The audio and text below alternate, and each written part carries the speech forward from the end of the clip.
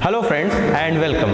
I am Kinshuk Mitra, Assistant Professor in Mechanical Engineering Department, SSI PMT, Raipur. तो आज हम लोग इस ऑर्थोग्राफिक प्रोजेक्शन को 3D मॉडल में कैसे बनाते हैं फ्रीकैड सॉफ्टवेयर में, इसको स्टेप बाय स्टेप देखेंगे। सबसे पहले हम जैसे कि देख सकते हैं फ्रंट व्यू जो है सर्कल है और साइड व्यू और टॉप व्यू दोनों में जो है एक रेक्टेंगुलर सेक्शन जैसा चीज दिख रहा है।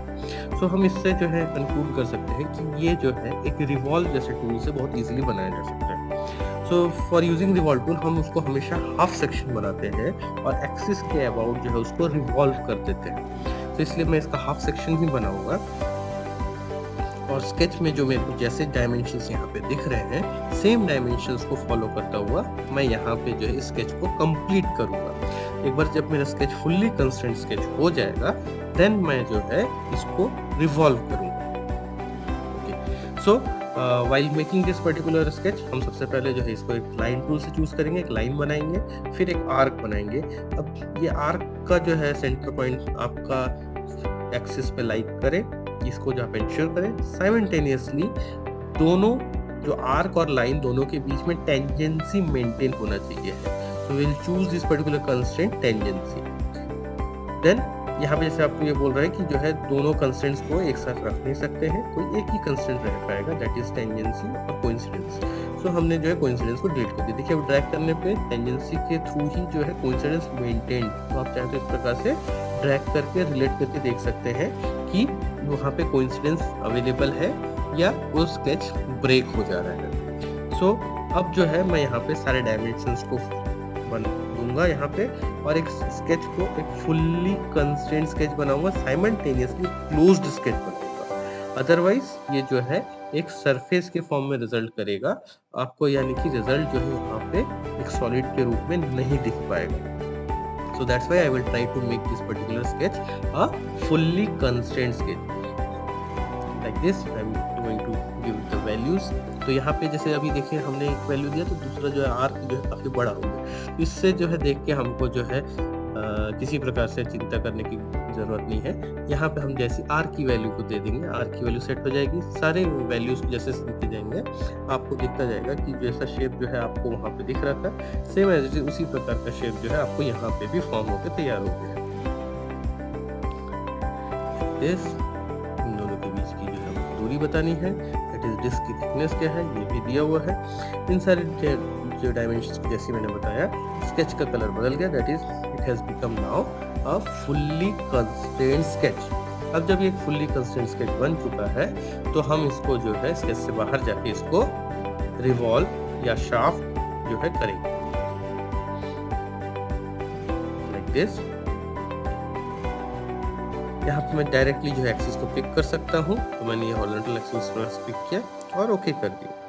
ये आपका इस प्रकार से जो है देखेंगे आपका जो है डिस्क जैसा स्ट्रक्चर जो है बन के तैयार हो चुका है।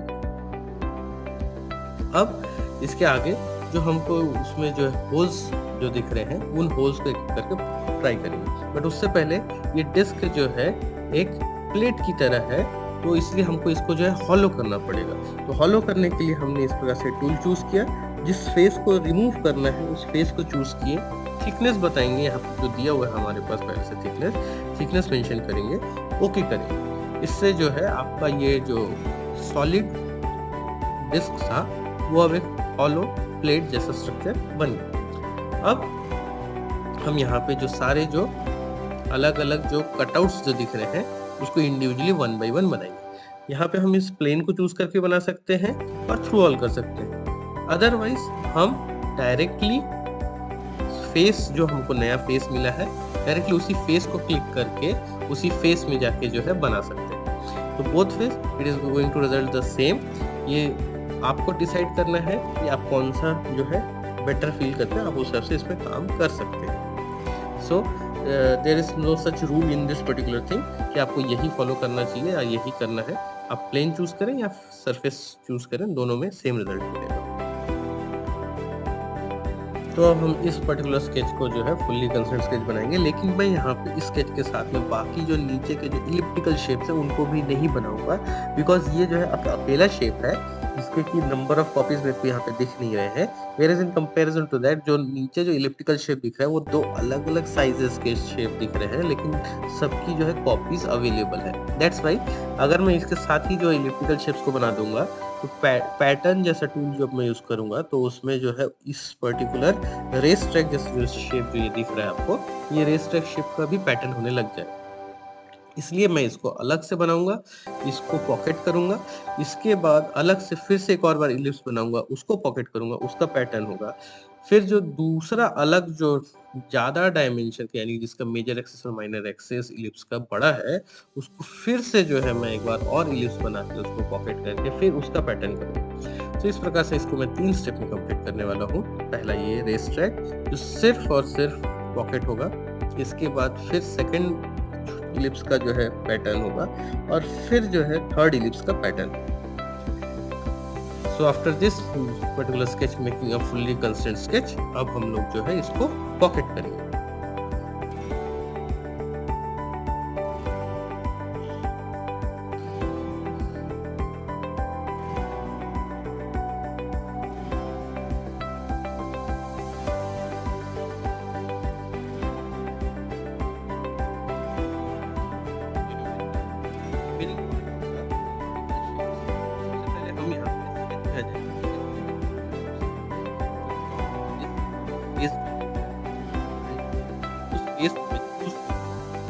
मैं जो है draw now we will choose this particular two clips. मैं आपको बस इस प्रकार से जो है क्लिप्स शेप का जो है मिल जाता है।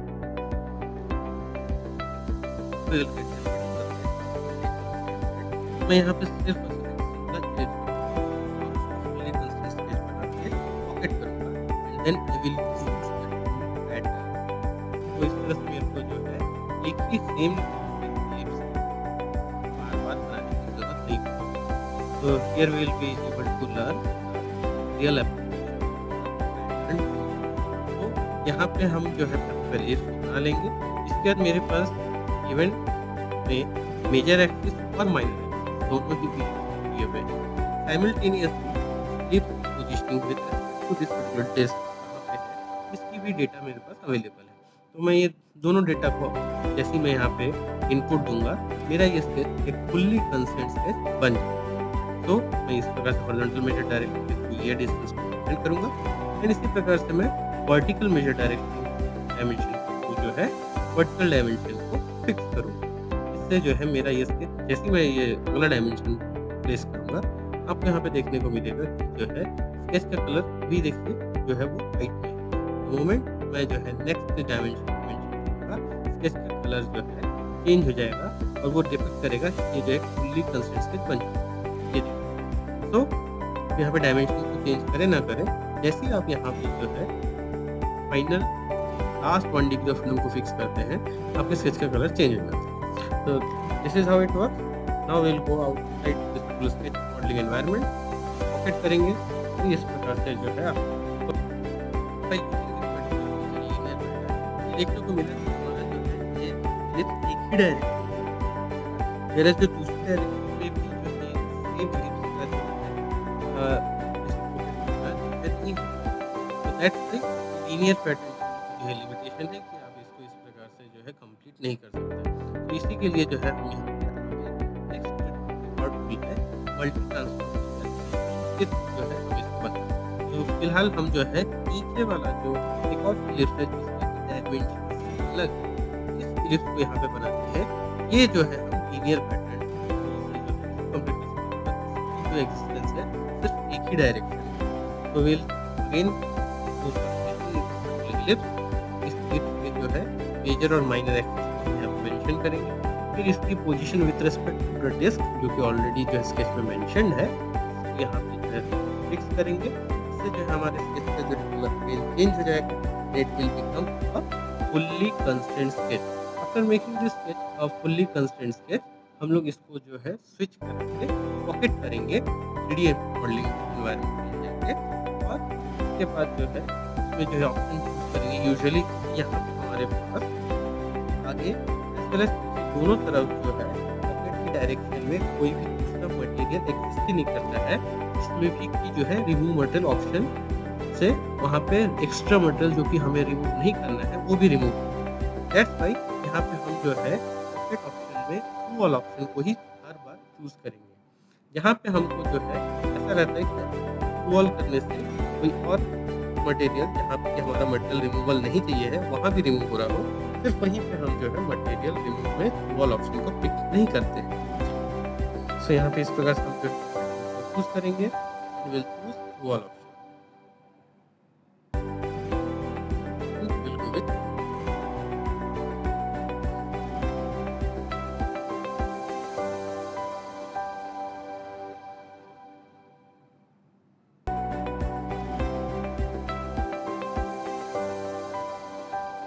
now we'll choose this particular tool linear pattern।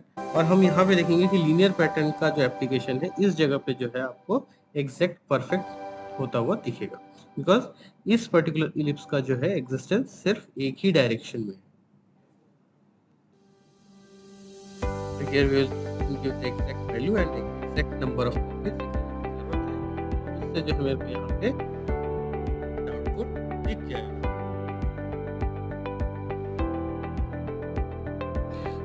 सो अब हम यहाँ पे इसको पैटर्न करना चाहेंगे। पैटर्न करने के लिए हमारे पास टूल है लीनियर पैटर्न और पोलर पैटर्न, बट यहाँ पे लीनियर पैटर्न में सिर्फ एक ही डायरेक्शन में आपका जो है, चाहे वो मटेरियल रिमूवल हो चाहे वो मटेरियल एडिशन हो, आपके पास जो भी ऑब्जेक्ट अवेलेबल है उसका एक ही डायरेक्शन में पैटर्न हो सकता है, यानी कि एक ही डायरेक्शन में नंबर ऑफ कॉपीज आप ऐड कर सकते हैं। जबकि यहाँ पे हमको जो है दो डायरेक्शन उसको ऐड करना है, तो यहाँ पे हमारे पास इसी के जस्ट आगे एक और है क्रिएट मल्टी ट्रांसफॉर्म फीचर। इसमें जो है हम जाके जो है लीनियर पैटर्न ऐड करके दोनों डायरेक्शन में हम कर सकते हैं। तो चलिए पहले देखते हैं इसको किस प्रकार से करते हैं।